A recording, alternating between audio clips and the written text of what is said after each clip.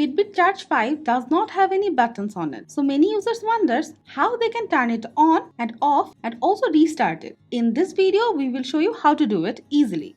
If you just got the Fitbit out of the box or haven't used it in past few days, simply put it on charge, wait for a few minutes and it will turn on. If you're looking for a way to turn it off, unfortunately currently there is no way to do it. But if you're having some issues like lagging or unresponsiveness, you can restart your Fitbit Charge 5. There are two ways to restart it. If your Fitbit Charge 5 screen is working, swipe down from the clock face, swipe to settings, tap on it. Now scroll down to bottom.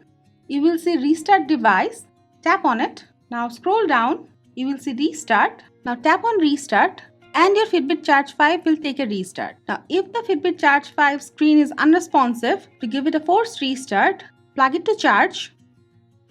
Now you will see this button in the charging cable. Press it 3 times. After that, you will feel a slight vibration in the Fitbit and it will take a restart. So guys, this is the way you can turn on or restart Fitbit Charge 5 easily. That's it for now. If you have any query regarding the topic, let us know in the comment below and always stay with our channel. Thank you.